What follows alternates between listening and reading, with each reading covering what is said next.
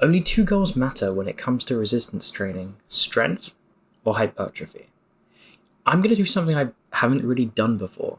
I'm going to do a poll. I used to see polls absolutely everywhere. I would literally go through and everyone would have the straw poll thing. Whether it be in a live stream or a YouTube video, someone was trying to find a way to get audience engagement. Usually it'd be something like a Minecraft video and they'd be like asking for a name for a character and they'd have a few things picked out already. And instead of it just being something where someone goes to the comments and suggests their own created name, it provides an easier way to engage, an easier way to pick something which is already almost done for you. Before we get into the meat and potatoes, I'd love if you can go down, you can take the poll and just pick something. It's a quick actionable step. Just tell me what your goal is. Strength training is an interesting path. See, obviously the goal is getting stronger. Alongside that, you don't really end up too aesthetic. It's not you don't look good, it's just there are some underdeveloped muscles, usually due to the fact that you're not targeting them properly.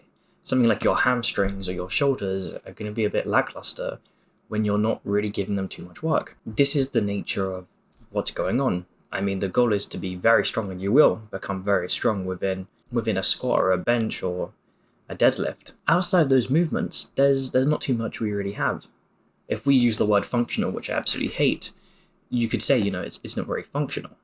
Although I'm sure the carryover is still pretty high. The thing about strength training is we typically would stick to a rep range that is lower. Now, there's a whole thing about like 8 to 12 reps on the hypertrophy scene, which isn't too accurate. But when we go to strength training, we're going to be mainly working in the 5 and below rep range, which means muscle's not really being built effectively. And alongside this, we're also not taking the muscles to muscular failure. The reason behind this is mainly due to the extreme central nervous system demands that come alongside it. And this is why, alongside getting strong, people don't really get too big, apart from some of the primary movers. But even that, it's behind what your typical bodybuilder in the gym would be. You look at him and you can literally imagine this guy. He's like twice the size, but he's half the bench. That's what causes this. With strength training, we also have a huge need for something called periodization. We're not doing something like a linear progression with hypertrophy where we're increasing weight and reps each week.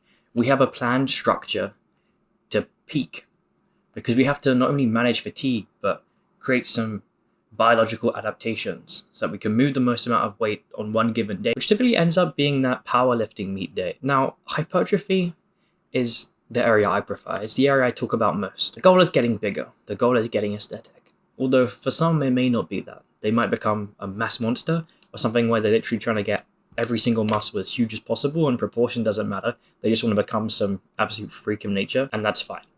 The caveat here is not that you won't be strong, it's that you won't be as strong.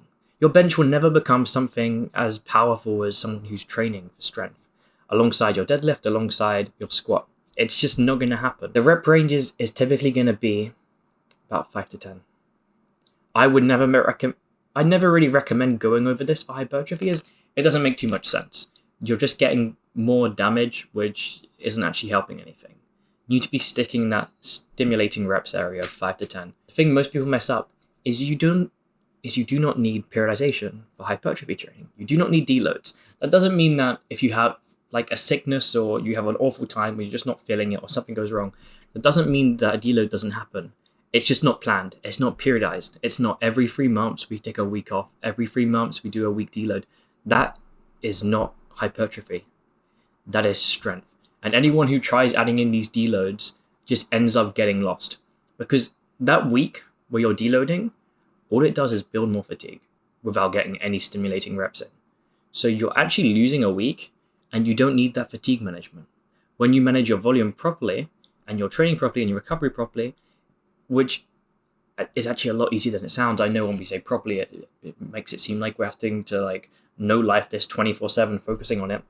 But it is a very small amount of work that's required to get there. And then deloads are never necessary, apart from those, situations, a bit more stressful at work. We need to have a week off. What about the training? You see, in hypertrophy training, we want to be taking these sets to failure. Pretty much every set should have the goal of getting to failure, because if we don't, we've just built a ton of fatigue and we haven't got a lot of stimulus from it, which is not ideal. We're not trying to get stronger. We're trying to get bigger. And more often than not, these exercises, we're going to be picking things which have high stability. Stuff like machines and Smith machine are very common because we're not trying to conform to some sort of to free movements for show day. We're trying to actually grow the muscle. And the less muscles we can have involved in training a muscle, the more likely it is that muscle's actually going to be the thing fatiguing, the thing getting a good stimulus. And when that happens, we can grow a lot bigger. And also with this hypertrophy path, you typically end up doing more exercises. It's not like you do more sets. I think for a lot of people, you'd actually do less, but you're doing different things. You're having isolations. You're hitting the chest 2-3 different ways. It's not plain cut. You're not just going on the bench for 5 sets. I have pretty much since day one always been focused on hypertrophy. Sure, being strong is something that I don't disregard. It's not something I wouldn't like to happen. And, sometimes I do wish I was a bit stronger. But this has never been my main focus. And the problem I think people have is they have this belief that getting stronger is how you build muscle. Now, this is completely backwards. You see, getting stronger happens because you have built that muscle. It doesn't cause that muscle growth. And this is something people get very confused on. And it's why there's some people have a belief where it's like, we're going to do some strength sets. Yeah, we're gonna do this exercise because I'll get strong and that will carry over. The strength will carry over, the stimulus will not. And if we think about it logically for a second, the heavier weight we have to move to get a good stimulus, the more damage, the more CNS fatigue. So ideally, we'd actually want to be as weak as possible to get the stimulating reps.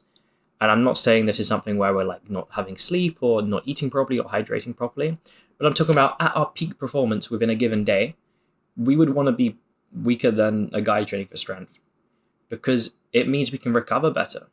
And that's why long-term guys who get really strong on legs end up really struggling with their leg sessions because it is just a slap in the face. It's absolutely brutal. So I want you to pick one, the one that you want to focus on right now. And also, quick actionable step, I want you to go in the description and I want you to comment, I am focused on strength or I am focused on hypertrophy. I would love to see what you guys are actually focusing on, especially as if there's a bunch of demand for it, I can actually start making more strength videos because currently I've really only been focused on hypertrophy. It's my love, it's my passion, it's the thing I want to teach. But I understand there are some guys out there who may only care about getting stronger. The one thing I do not want you to do is fall into power building.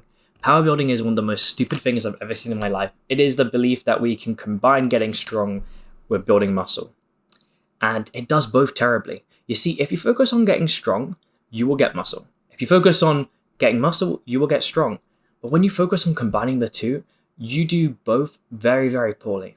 Not only is your strength very limited, but your muscle is very limited. You will literally get nowhere. You'll be very dissatisfied with your progress. You'll constantly be working out if you want to do periodization, if you want to do deloads, what reps from failure you're supposed to be doing. If a set is even a hypertrophy goal or a strength goal, you'll be trying to work out, on this split, am I going to do one chest day is going to be strength, one chest day is going to be hypertrophy? It's absolutely gross and it's really, really bad. If you really, really want to achieve both, then just do it in blocks. Have a strength block, have a hypertrophy block, stick with it for 6 months or a year, but commit to one. Don't commit to both. In fact, I want you to take a vow to never be a power builder. Literally say those words out loud. I will never be a power builder. And if you haven't already done that poll, again, I'd love to see what you guys are thinking. Also, if you really want to achieve those strength and hypertrophy goals, you need a pretty good diet. So check out my full diet guide.